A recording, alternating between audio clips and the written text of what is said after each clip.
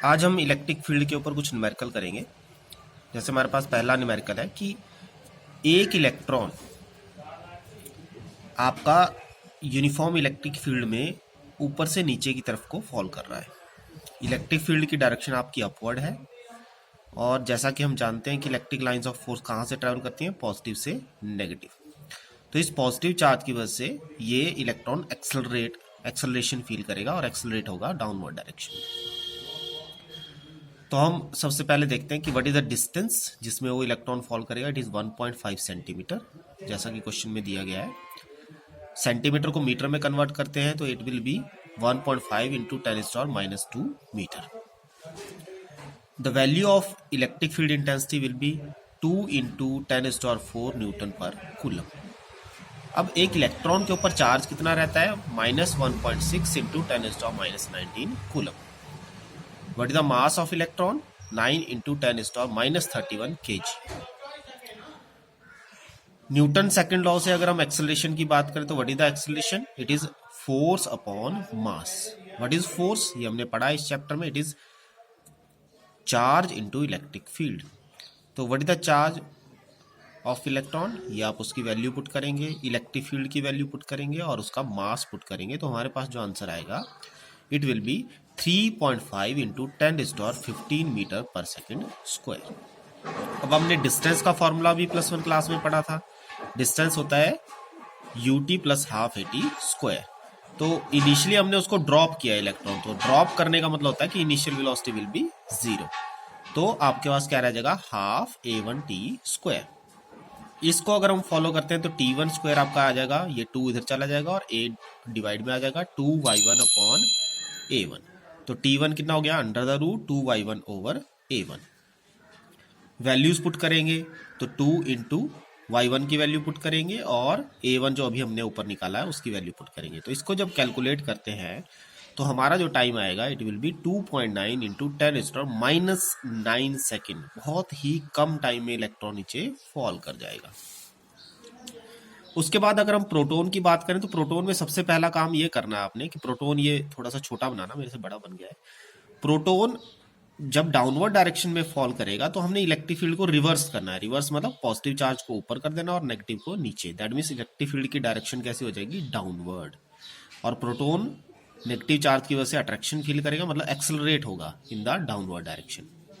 Again charge आपका positive 1.6 into 10⁻⁻19। मास आपने ध्यान देना है कि इट इज 1.6 इंटू 10⁻27 kg रहता है प्रोटॉन के केस में। वही न्यूटन सेकंड लॉ का फॉर्मूला आपने फॉलो करना है। उसी फॉर्मूला के अकॉर्डिंग जब वैल्यूज हम पुट करेंगे तो आपका जो वैल्यू आएगी एक्सेलरेशन की 1.9 into 10⁻12 metre per second square आ जाएगी। फिर टाइम का वही फॉर्मूला जो जैसे ऊपर t1 किया था वैसे t2 कर लो, √2y2 अपॉन a2। तो 2 इंटू y2 की वैल्यू वही, डिस्टेंस वही रहेगा, और a2 की वैल्यू जो आपने रिजल्ट निकाला है।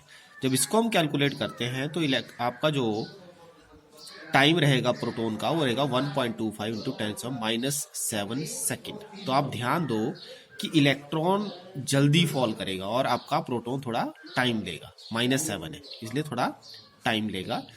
तो रीजन क्या रहेगा? रीजन रहेगा कि एक्सेलरेशन अगर आप चेक करते हो, प्रोटॉन की एक्सेलरेशन 10⁻12 और आपकी इलेक्ट्रॉन की एक्सेलरेशन कितनी है? 10⁻15। तो दैट मीन्स इलेक्ट्रॉन के अंदर ज्यादा एक्सेलरेशन प्रोड्यूस होगी और प्रोटॉन के अंदर एक्सेलरेशन आपकी कम प्रोड्यूस होगी।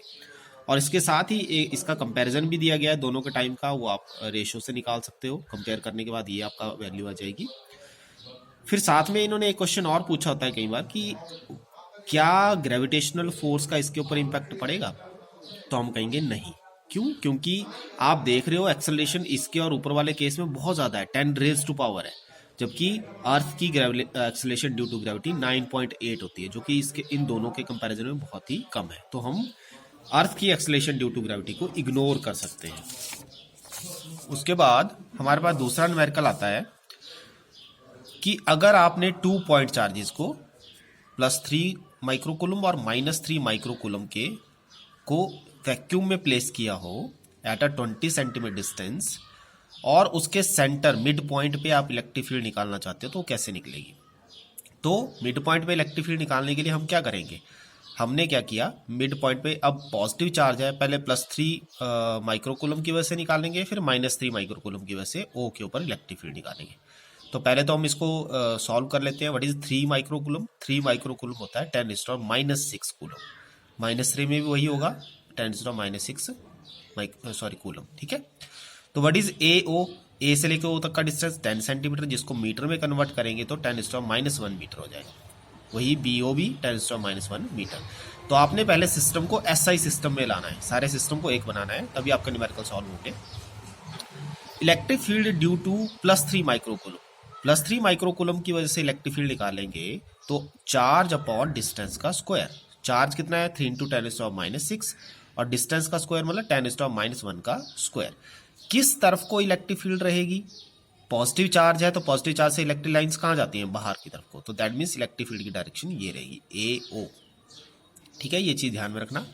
फिर अब -3 माइक्रोकूलम की वजह से इलेक्ट्रिक फील्ड निकालेंगे तो मैग्नीट्यूड तो वही आएगा, वैल्यू अगर आप देख रहे हो तो दोनों केस में सेम ही है, लेकिन डायरेक्शन क्या होगी?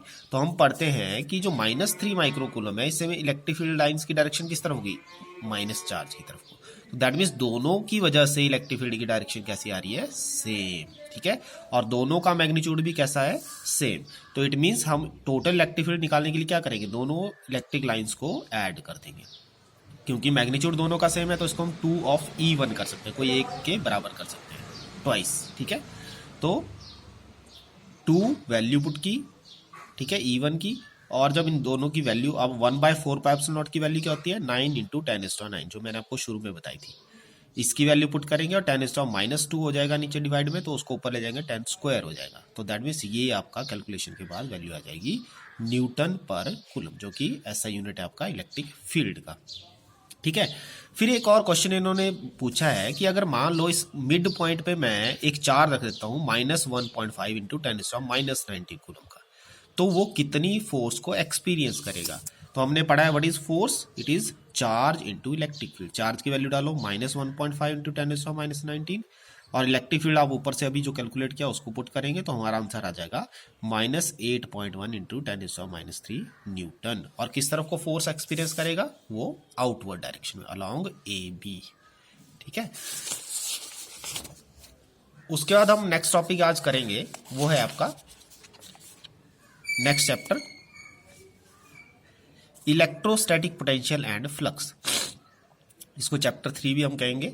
सबसे पहले हम बात करेंगे इलेक्ट्रोस्टैटिक पोटेंशियल। तो what is electrostatic potential? Electrostatic potential का मतलब होता है कि मान लो कोई चार्ज तुमने लिया हुआ है, उसकी एक फील्ड है, वो अपनी एक इलेक्ट्रिक फील्ड बना के बैठा हुआ है, और उस फील्ड के अंदर बाहर से अगर मुझे कोई चार्ज लेके आना है, मान लो पॉजिटिव चार्ज है जिसकी फील्ड है और पॉजिटिव चार्ज ही तुम बाहर से लाना चाहते हो, तो उस पॉजिटिव चार्ज को जब लाने लगोगे तो वो पॉजिटिव चार्ज की फील्ड उसको रिपेल करेगी। तो रिपेल करेगी, उस फील्ड के अगेंस्ट मुझे क्या करना पड़ेगा? उस चार्ज को अंदर लाना पड़ेगा।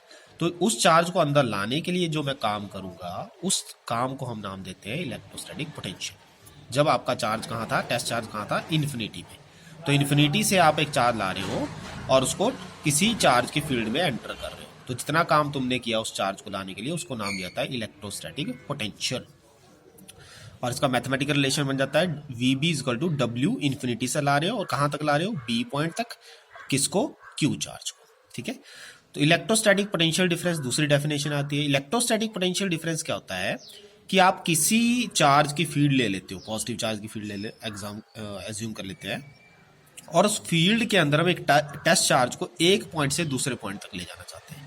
तो उसके अंदर जो हम एक पॉइंट से दूसरे पॉइंट की तरफ ले जाना चाहते हैं चार्ज को, तो जितना काम हमें करना पड़ा उस काम को हम नाम देते हैं पोटेंशियल डिफरेंस। मतलब आपने एक चार्ज की फील्ड ली बड़ी सी, और इस फील्ड के अंदर आप A पॉइंट से लेके B पॉइंट तक किसी टेस्ट चार्ज को ले जाना चाहते हैं। तो उस टेस्ट चार्ज को ले जाने के लिए मुझे जितना काम करना पड़ा उसको नाम देंगे हम पोटेंशियल डिफरेंस। जैसे कि मान लो VB का पोटेंशियल डिफरेंस माइनस VA का potential difference, final minus initial, क्योंकि A से B ले जा रहे हो। वर्क कितना करना पड़ा मुझे? A से B ले जाने में, किसको? चार्ज Q को, ठीक है। तो इसको हम डेल्टा V भी लिख सकते हैं, पोटेंशियल डिफरेंस, ठीक है। और ये आपका WAB/Q।